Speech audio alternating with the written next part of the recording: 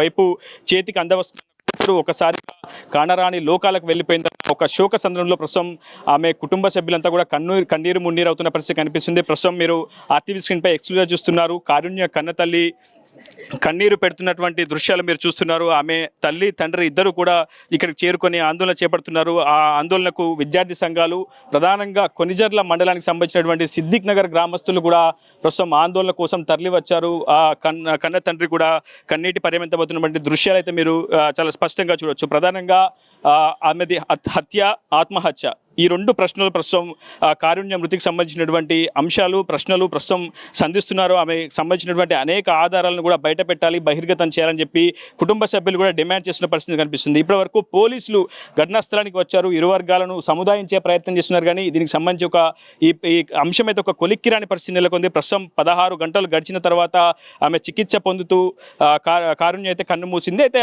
ఆమె గాయాల పాలైన మరుక్షణమే ఆమెని ఐసీయూలో ఉంచి వెంటిలేటర్లో ఉంచారా, ఆమె అప్పటికే చనిపోయిందా అన్న అనుమానాలు కూడా తావెత్తుతున్నాయి. ఇప్పటివరకు భద్రాచలం ఆసుపత్రి వర్గీయులు కూడా ఈ అంశంపై ఒక క్లారిటీ ఇవ్వలేదు. తల భాగంలో కొంత రక్తస్రావం కావడం, ముక్కు చెవి నుంచి రక్తస్రావం కావడం కారణంగానే కారుణ్య మృతి చెందింది. అప్పటికే ఆమె ఆరోగ్య పరిస్థితి విషమించిందనేది ఆసుపత్రి వర్గీయులు చెప్తున్నటువంటి వాదన.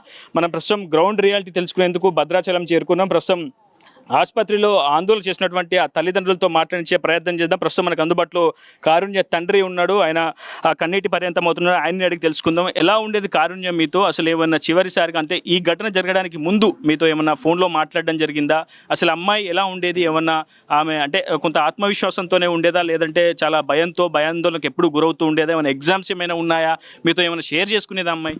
అయితే వంట కొంత లెక్కగా ఉంది అని చెప్పేసి ఇన్ఫర్మేషన్ తర్వాత తెలిసింది.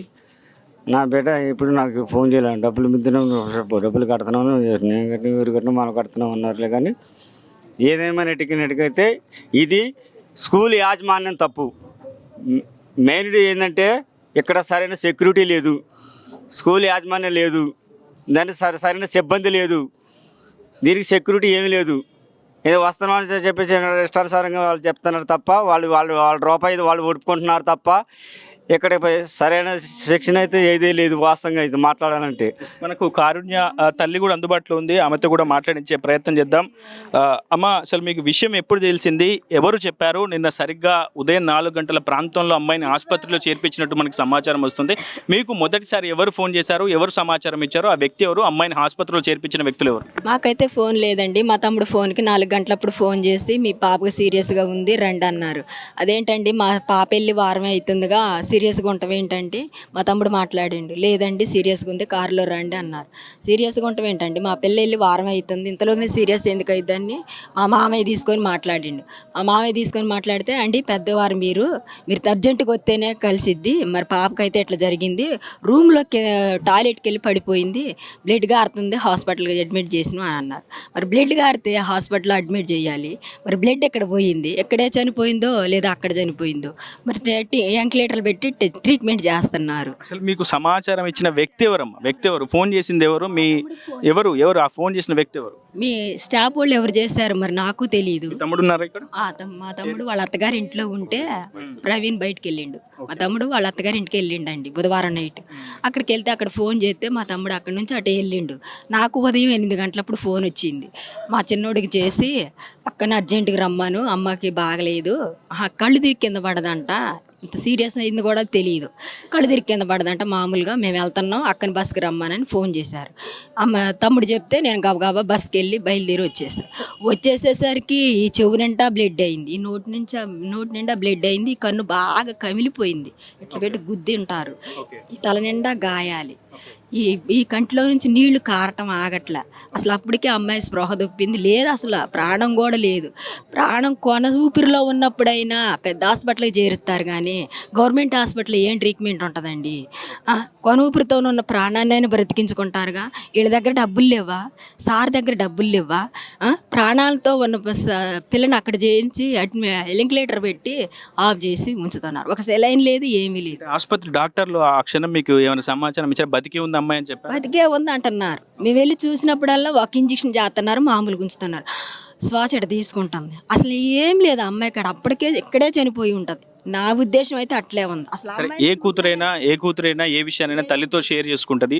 సో మీతో కూడా అమ్మాయి ఇంతకు ముందు ఫోన్లో మాట్లాడడం కానీ, అంటే ఏమైనా మనస్పర్ధలు, లేదంటే వ్యక్తిగత ఇబ్బందులు, లేదా కాలేజ్ ఫీజు వేధింపులు స్పష్టంగా ఇట్లాంటివి ఏమైనా ఉన్నాయా? ఫీజు వేధింపులు అయితే 3 సార్లు 4 సార్లు ఫోన్ చేసి అడిగేది. అమ్మా ఫోన్ చేసి ఫోర్స్ చేస్తున్నారు మమ్మీ, ఫోను మరి డబ్బులు కట్టాలంటే నువ్వు అమ్మ మావేం తీసుకొని వస్తా, నేను మొన్ననేగా కట్టింది 32,000 కట్టినుగా, 15,000 కట్టినుగా. మీరు ఏం చేస్తుంటారమ్మా? మీరు ఏం పని చేస్తారు? పనికేనండి వెళ్ళేది, పని చేసుకుంటేనే డబ్బులు వస్తాయి. అది ఒకసారి రావుగా, రోజుకి వెళ్తే 500 400 రూపాయలు, అందులో ఇంట్లో వెళ్ళే తీసుకోవాలి, పిల్లలను పోషించుకోవాలి. నా కష్టార్జితంలో నా బిడ్డలను పోషించుకుంటాను. నా తమ్ముడు వాళ్ళు ఇస్తేనే కొన్ని అన్ని కలిపి కట్టుకుంటాను. ఇంకా ఫీజు ఏమైనా బకాయి ఉందా అసలు? ఉందండి, ఎంత కట్టాలి? 20,000 ఉంది. ఎన్నిసార్లు ఫోన్ చేసింది మీకు అమ్మాయి ఈ మధ్యలో? అంటే మీరు పార్లమెంట్ ఎన్నికలకు ఓటు హక్కు కోసం ఓటకు కోసం వచ్చి తెల్లారే వచ్చా. ఆ రోజు సారు ఉన్నారు, కాంతారా సార్ ఉన్నారు, మేడం గారు ఉన్నారు. మరి మా అమౌంట్ ఎంత ఉంది సార్ అంటే, మీరు కట్టాల్సినవి మొత్తం ఇంకా 20,000 ఉన్నాయి, మొత్తం కట్టాల్సినవి నేను 20,000 కట్టిన తర్వాత అమౌంట్ స్లిప్ మొత్తం ఇస్తా, మరి ఫస్ట్ 12,000 జాయినింగ్కే కట్టారు, ఆ 12,000 తీసేసి ఇంకా 35,000 కట్టాలన్నారు. అదేంటండి ఆ 12,000 కూడా జాయినింగ్లోనే కంటే అట్ట గలవదన్నారు.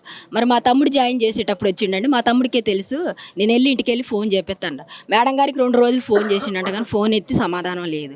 మరి దాని వేధింపులో ఏం జరిగిందో మనకు తెలియదు. ఆ రోజు చనిపోతున్న తెల్లారుజాము నైట్ ఫోన్ చేసింది నాకు, చేసింది కానీ మామూలుగా నా గురించి అడిగింది కానీ తన గురించి అయితే ఏమీ చెప్పడానికి పిల్లలందరూ పక్కనే ఉన్నారు.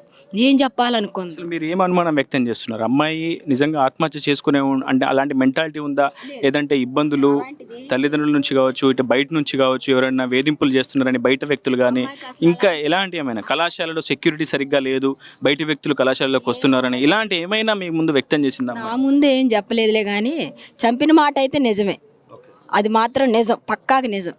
ఈ పిల్ల టాయిలెట్కి వెళ్ళేది ఇక్కడ, ఇటు కింద టాయిలెట్ రూమ్లో ఉన్నాయి.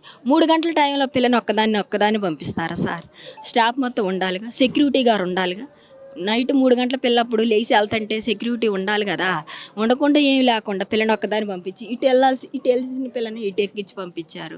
ఆ తర్వాత ఏం జరిగిందో 5 నిమిషాల దాకా ఏం కెమెరా ఆన్ చేశారు, బూజు పట్టింది అంటున్నారు. కెమెరా వెళ్ళింది వచ్చింది మొత్తం కనపడింది కానీ సగం కనపడదు కదా సార్. ఎవరిని పిచ్చోళ్ళని చేస్తున్నారు సార్? నా బిడ్డను చంపింది గాక, అన్యాయంగా పొట్టను పెట్టుకుంది గాక, ఇదంతా కొట్టారు, ఇదంతా గుద్దారు, నేనే చూడలేకపోయినా. 32 గాయాలు ఉన్నాయి, తల స్కానింగ్ తీస్తే స్కానింగ్ రిపోర్ట్లు కూడా ఇక్కడే ఉన్నాయి. ఇదంతా గాయాలే, ఎంతలా వాచిపోయిందయ్యా నా బిడ్డనే, చచ్చిపోయింది. పోలీసులు మిమ్మల్ని అడుగుతున్నారు, మీరు బాధలో ఉన్నారు, ఈ ప్రశ్న నేను అడగొచ్చు అడగకూడదు నాకు కూడా తెలియక నేరుగా అడుగుతున్నాను. ఇప్పటి వరకు మీరు ఎందుకు కంప్లైంట్ ఇవ్వలేదు? కారుణ్య చనిపోయింది కదా, ఎందుకు కంప్లైంట్ ఇవ్వట్లేదు? పోలీసులు యాక్షన్ తీసుకుంటామని చెప్తున్నారు. సార్ని వచ్చి మాట్లాడిన తర్వాత మీరు కేసు పెడుతురులే అన్నారు. అప్పుడు అందుకని మేము ఇప్పటిదాకా కంప్లైంట్ ఇవ్వాలనుకున్నారు, మొదట ఇవ్వాలని అనుకున్నాం. ఎందుకు ఆగిపోయారు? మరి ఎందుకంటే ఇక్కడ మేము సెట్ చేస్తాం అన్నారు, వీళ్ళే చెప్పారు పోలీస్ మేడం గారు. నిన్న మేడం గారు మా అమ్మాయి దగ్గరికి వచ్చింది, చూసింది. మేము వెళ్ళి మాట్లాడి సార్ని కనుక్కొని వచ్చినాక మీరు ఎంక్వైరీ ఇద్దరుగాను అంటేనే ఆగినాం. నిన్న ఉదయం 7 గంటలప్పుడు వచ్చిన వాళ్ళము, 8:30కు వచ్చిన వాళ్ళం, ఈ టైం దాకా కూడా అసలు మా దగ్గరికి సార్ రాలేదు, కాంతారా సార్.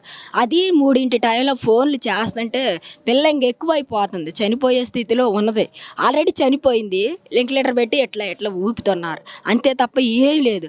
మేము లగిలిగి చేస్తుంటే పిల్లల బాధ తట్టుకోలేక ఏడుతుంటే అంబులెన్స్కి ఫోన్ చేశారు. అప్పుడు కాంతారా సార్ వస్తే నేనే లగిలిగి చేశా, నువ్వు కారు ఎక్కొద్దు, నువ్వు కారు తాళాలు అక్కడ పెట్టు, నువ్వు కారు తాళాలు పెట్టి నా బిడ్డకి సమాధానం చెప్పని నేను ఆపినప్పుడు సమాధానం చెప్పాలయా, తీసుకొచ్చి నా బిడ్డ రూమ్లోకి రండి సార్ చూసొద్దు, రండి సార్ అండి తీసుకురొస్తుంటే స్టాఫ్ మొత్తం ఇడిపెట్టి తీసుకొని ఆయన ఇంటికి పంపించారు. మరి అప్పుడు మేము ఎవరికి సమాధానం చెప్పాలి సార్? నా బిడ్డను ఎక్కించుకొని ఆడికి తీసుకుపోవాలి, చనిపోయిన శవాన్ని తీసుకెళ్ళి నేనేం ట్రీట్మెంట్ ఇచ్చాను సార్? అంబులెన్స్ వచ్చి అక్కడ ఉంది, మరి దానికి ఏది?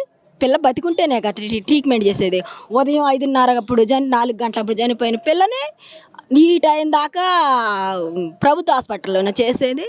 నువ్వు ఉన్నాయనివేగా గవర్నమెంట్ హాస్పిటల్లోనే చేసేది. ఇప్పుడు కానరాని లోకాలకు వెళ్ళిన కారుణ్యని ఎవరు వెనక్కి తీసుకురాలేదు. ఇప్పుడు ఫైనల్గా మీరు ఏం డిమాండ్ చేస్తున్నారు, మీరు ఏం చేయదలుచుకుంటారు? న్యాయం జరగాలి, ఆ సార్ వచ్చి న్యాయం చెప్పాలి. ఆ సార్ మరి ఎవరు చంపించారో, నా బిడ్డను ఎందుకు చంపించారో కూడా అన్ని కారణాలు కావాలి. మా కారణాలు లేకుండా అయితే మేము వదిలిపెట్టము. నా బిడ్డకి న్యాయం జరగాలి అంతే. ప్రస్తుతం ఆ తల్లి తన బిడ్డ మృతికి గల కారణాలు బయటికి వెల్లడించాలి, తనకు న్యాయం చేయాలని డిమాండ్ చేస్తోంది. ప్రస్తుతం ఆ ఆందోళనకు మద్దతుగా విద్యార్థి సంఘాలు, అదేవిధంగా దళిత సంఘాలు కూడా ప్రస్తుతం పార్టిసిపేట్ చేస్తున్నాయి. విద్యార్థి సంఘ నేతలతో కూడా మాట్లాడించే ప్రయత్నం చేద్దాం. బ్రదర్, ఏంటి మీ డిమాండ్స్ ఏంటి? ఆందోళనకు మద్దతుగా తెలుపుతున్నారు, కానీ ఎన్ని గంటల పాటు ఈ ఆందోళన? చివరికి దీనికంటే ఒక పరిష్కారం కావాలి కదా, ఏం చేయాలో తెలుసుకున్నారు. వీరభద్రం ఎస్ఎఫ్ఐ జిల్లా కార్యదర్శి. నిన్న జరిగినటువంటి ఘటన ఏదైతే ఉందో దీన్ని ఎస్ఎఫ్ఐ తీవ్రంగా ఖండిస్తూ ఉంది. ఈ విద్యార్థిని మరణానికి పూర్తిగా కళాశాల యాజమాన్యమే కారణం కాబట్టి ఆ విద్యార్థిని కుటుంబానికి న్యాయం చేయవలసినటువంటి అవసరం ఉంది. విద్యార్థిని కుటుంబం అత్యంత పేదరికానికి సంబంధించి అత్యంత వెనకబడినటువంటి కుటుంబం. దాంతోపాటు ఆ విద్యార్థిని కూడా బాగా చదివేటువంటి విద్యార్థిని. 10వ తరగతిలో కూడా 10/10 పాయింట్స్ వచ్చాయి. దాంతోపాటు ఇంటర్మీడియట్లో కూడా 900 పైచిలుకు మార్కులు వచ్చినటువంటి పరిస్థితి ఉంది. మంచి మెరిట్ స్టూడెంట్. అట్లాంటి విద్యార్థి ఈరోజు ఇక్కడ బీఎస్సీ నర్సింగ్లో అడ్మిషన్ పొంది ఇక్కడికి వచ్చి చదువుకుంటా ఉన్నటువంటి పరిస్థితుల్లో ఇక్కడ కళాశాల యాజమాన్యం వేధింపులకు లోనైనటువంటి పరిస్థితి ఉంది. కళాశాల యాజమాన్యమే ఈ మరణానికి కారణం అని చెప్పేసి ఎస్ఎఫ్ఐ అంటా ఉంది. ఆ కళాశాల యాజమాన్యం ఎవరైతే ఉన్నారో వాళ్ళని శిక్షించాలని చెప్పేసి కోరుతా ఉన్నాం. అదేవిధంగా ఆ కుటుంబానికి న్యాయం చేయాలి. ప్రభుత్వం కూడా ఈ కుటుంబానికి ఒక ప్రభుత్వ ఉద్యోగం ఇవ్వాలి అని చెప్పేసి ఎస్ఎఫ్ఐ డిమాండ్ చేస్తూ ఉంది. బ్రదర్, మీరు చెప్పండి, మీరేం చెప్పండి. పృథ్వీ పీడిఎస్యు జిల్లా కార్యదర్శిని. గురువారం జరిగినటువంటి కారుణ్య దారుణమైనటువంటి హత్య పీడిఎస్యు తీవ్రంగా ఖండిస్తూ ఉన్నది. కారుణ్య ఇక్కడ ఫీజు వేధింపులను లేకపోతే తనకు చదువు రాదనేటటువంటి సమస్యతోనో ఇంకా వేరేటి ఏమి కాదు. ఇక్కడ ప్రధానంగా ఈ కాలేజీలో ఇప్పటికీ దాదాపుగా 8 సంఘటనలు ఇవి జరిగినాయని చెప్పేసి మా పరిశీలనలో ఉంది. ఇది మొదటి సంఘటన ఏం కాదు. అనేక సంఘటనలు వేధింపులతోనే జరిగినటువంటి సంఘటనలు కూడా వెలుగులోకి వచ్చినటువంటివి ఉన్నాయి. ఆత్మహత్యలు చేసుకున్నటువంటి వాళ్ళు ఉన్నారు వేధింపులకు తట్టుకోలేక. ఈ విధంగానే కొట్టి చంపినటువంటి పరిస్థితి కూడా స్పష్టంగా అర్థమవుతా ఉన్నది. ఇది హత్య అని చెప్పేసి పీడిఎస్యు భావిస్తూ ఉన్నది. ఎందుకు అనంటే నిన్నటి వరకు హత్య జరిగిన తర్వాత యాజమాన్యం అందుబాటులో లేకపోవడం, తనతో పాటు చదువుకున్నటువంటి విద్యార్థినిలను కూడా కాలేజీ నుండి షిఫ్ట్ చేసినటువంటి